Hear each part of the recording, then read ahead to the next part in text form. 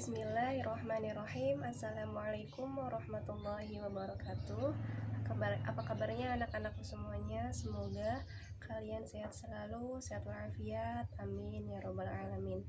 Alhamdulillah, kita bertemu kembali, berjumpa kembali, bermuajahah kembali pada pertemuan pertama di semester 1 ini, di tahun ajaran baru yang insya Allah kalian masih semangat ya, walaupun belajarnya masih di rumah saja, belajar online ya.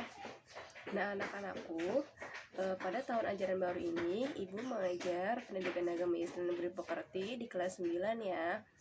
Nah sebelum kita akan lanjut, apa saja sih yang akan kita bahas pada hari ini, marilah kita bersama-sama untuk membaca doa terlebih dahulu. Baca doa, mulai. Sebelum belajar, Bismillahirrahmanirrahim. Raditu billahi rabba wa bil islami dina wa bi muhammadin nabiyya wa rasulah. Rabbi zidni ilman warzuqni fahman. Nah anak-anakku, selanjutnya Ibu akan membahas materi tentang optimis, ikhtiar, dan tawakal, dan beberapa juga ayat Al-Quran yang dikandungnya atau ayat Al-Quran yang menjelaskan dari optimis, ikhtiar, dan tawakal tersebut. Nah anak-anakku, tapi sebelum itu Ibu akan menjelaskan dulu tujuan pembelajarannya ada apa saja. Yang pertama, kalian bisa membaca Quran Surat Az-Zumar ayat 53. Kemudian yang kedua, kalian juga mengetahui terjemahannya. Dan yang ketiga, kalian juga mampu memahami isi kandungan dari Quran Surat Az-Zumar. Dan yang keempat, kalian juga mampu mempraktekkannya di kehidupan kalian sehari-hari. Nah berikut Ibu akan paparkan gambaran ya, ada tulisannya juga, silahkan dilihat, disimak dengan baik. Itu ada Quran Az-Zumar ayat 53. Disimak ya dan didengarkan. قل يا عبادي الذين أسرفوا على أنفسهم قل يا عبادي الذين أسرفوا على أنفسهم لا تقنطوا من رحمة الله لا تقنطوا من رحمة الله إن الله يغفر الذنوب جميعا إن الله يغفر الذنوب جميعا إنه هو الغفور الرحيم.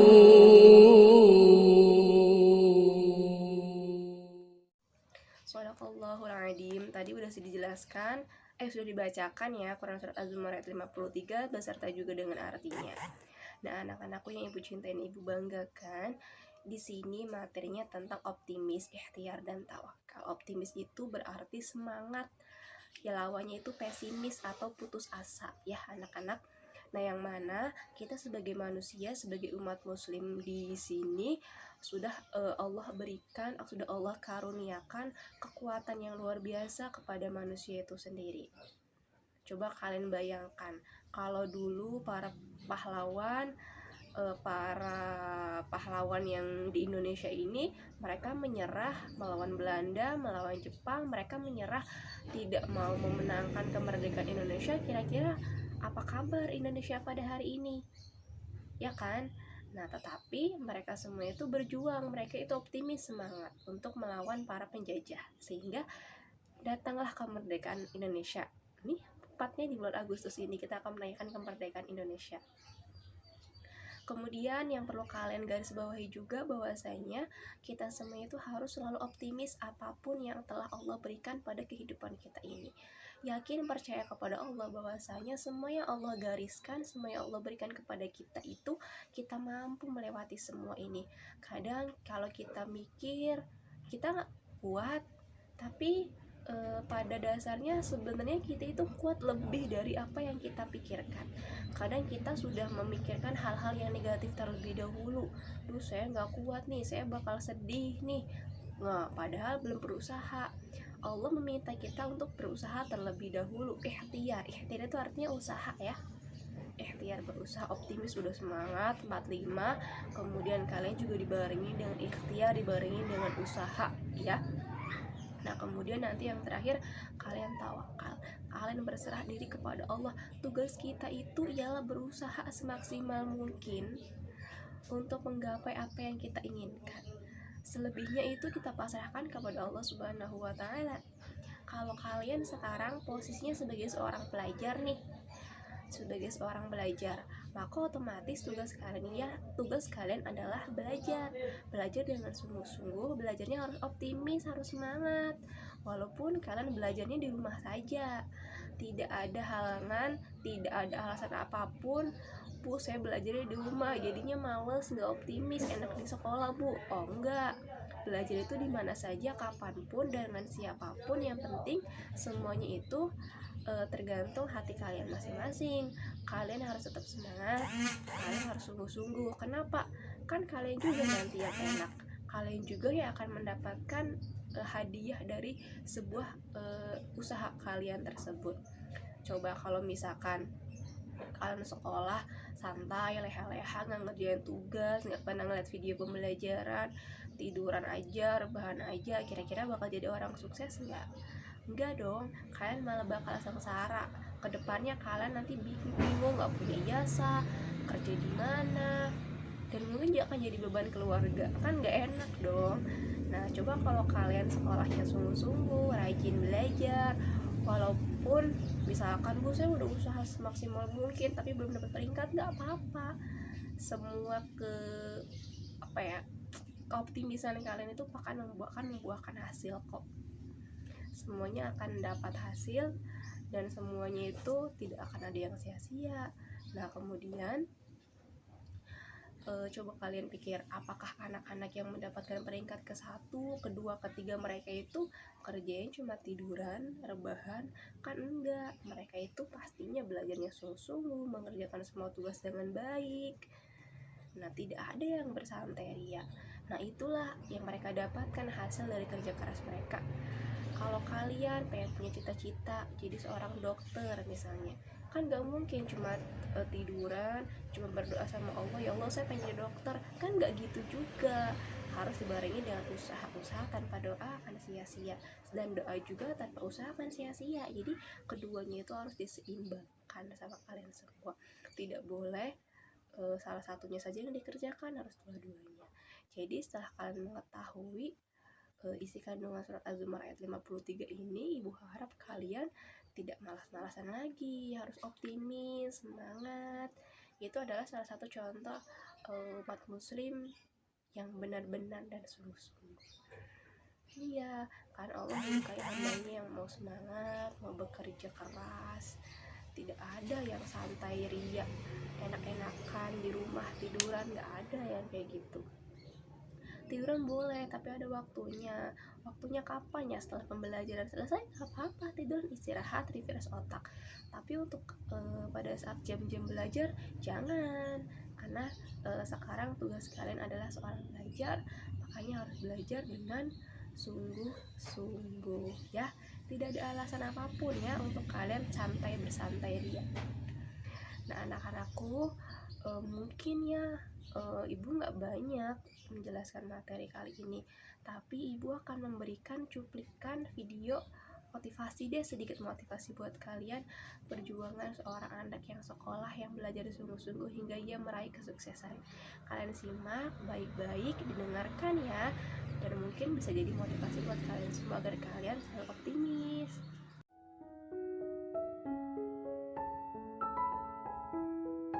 Sepenggal cerita pendek tentang rasa malas yang dapat dikalahkan dengan sebuah tekad. Cerita ini berdasarkan pada sebuah pengalaman. Setiap orang di dunia ini pasti memiliki impian dan keinginan.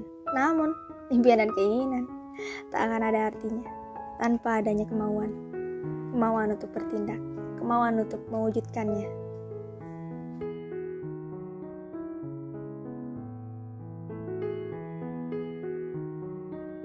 Malas, mager katanya. Ah, nanti aja. Besok aja ding. Terus menunda belajar dengan melakukan hal-hal yang tidak perlu. Stalking, chatting, maraton film sampai sinting. Hei, sadarlah. Mimpi dan keinginanmu akan hanya menjadi sebatas angan jika hanya bermalas-malasan dan suka menunda-nunda.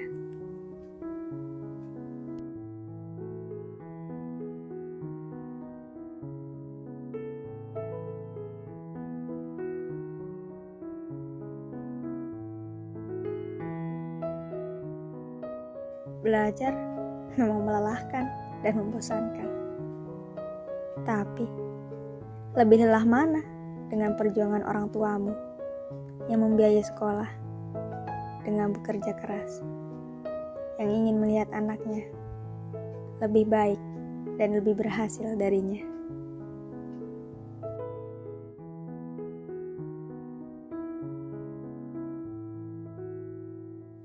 Keluarlah dari zona nyaman, persiapkan dirimu.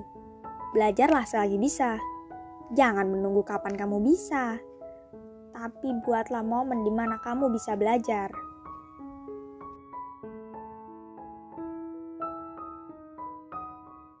Arthur Wesley pernah berkata, orang bijak belajar ketika mereka bisa. Orang bodoh belajar ketika mereka merasa terpaksa. Kenapa juga belajar harus merasa terpaksa? Kan nanti juga kalian yang akan merasakan hasil dari belajar tersebut. Sebenarnya tidak ada yang namanya orang bodoh. Yang ada orang malas. Orang pintar kalau malas lama-lama jadi bodoh. Tapi orang bodoh yang rajin lama-lama bisa menjadi pintar, bahkan mengalahkan orang pintar.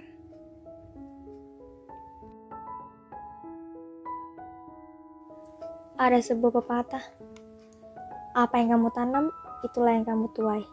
Apa yang kamu lakukan, maka hasilnya akan sesuai dengan apa yang telah dilakukan. Kalau hanya menunggu sampai siap, kapan akan siap? Maka pada akhirnya, kamu hanya akan menghabiskan sisa hidup hanya dengan menunggu. Menunggu waktu yang tepat, bukan menciptakannya. Bingung, merasa terlambat. Tidak ada kata terlambat untuk belajar. Selama kamu memiliki tekad, mulailah belajar dari apa yang kamu suka. Karena ketika kamu terus berjuang, pada akhirnya kamu akan belajar bagaimana cara untuk menang.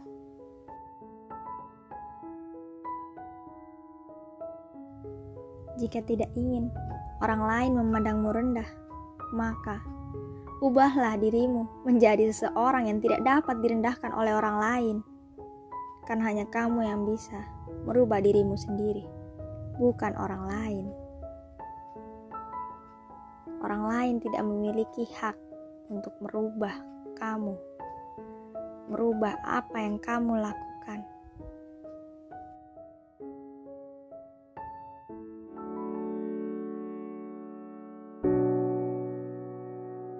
Do your best at every opportunity that others have.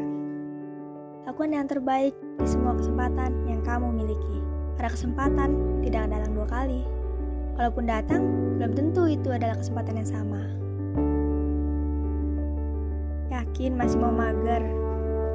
Masih mau bersantai-santai? Boleh saja, tidak ada yang melarang.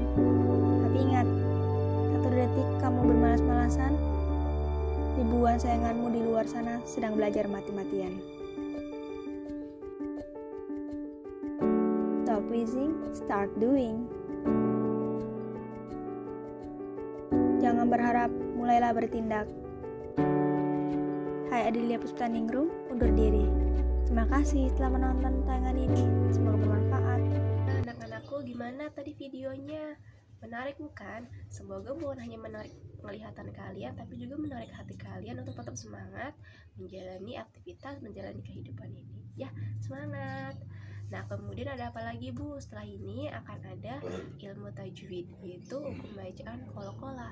Hukum bacaan qala-qala ini tidak akan Ibu jelaskan panjang kayak lebar ya. Ibu hanya menjelaskan garis besarnya saja. Nanti minggu depan akan Ibu jelaskan lebih rinci lagi. Nah, anak-anakku, hukum qala-qala ini itu hukum bacaan yang dibacanya itu memantul, yang mana untuk huruf qala-qala itu ada 5. Kalau kalian pernah dengar itu, kalau disingkat ba, ju, di, to, pe. Itu kalau disebut satu persatu ada ba, ja, ada dal, ada to, sama huruf o. Itu ada 5. Dan qala-qala ini dibagi menjadi 2, ada qala-qala sugro dan qala-qala kubro. Nah, mungkin itu saja yang bisa Ibu sampaikan. Tidak perlu panjang lebar, yang penting kalian mengerti, kalian memahami dengan baik. Tetap semangat, tetap optimis ya. Ini kata-kata Ibu harus optimis selalu biar kalian sehat, karena di masa pandemi sekarang ini kalian harus menjaga iman dan menjaga imun ya. Semoga kalian sehat selalu, sehat walafiat. Jangan lupa setelah ini akan ada evaluasi soal. Jangan lupa dikerjakannya dengan pelan-pelan, hati-hati, agar kalian juga mengerti dan mendapatkan nilai yang maksimal. Dan jangan lupa untuk materi pertemuan yang minggu depan nih, Ibu kasih materinya. Terima kasih anak-anakku. Sekian dari Ibu, kurang-kurangnya mohon maaf apabila ada salah-salah kata. Wassalamualaikum warahmatullahi wabarakatuh. See you.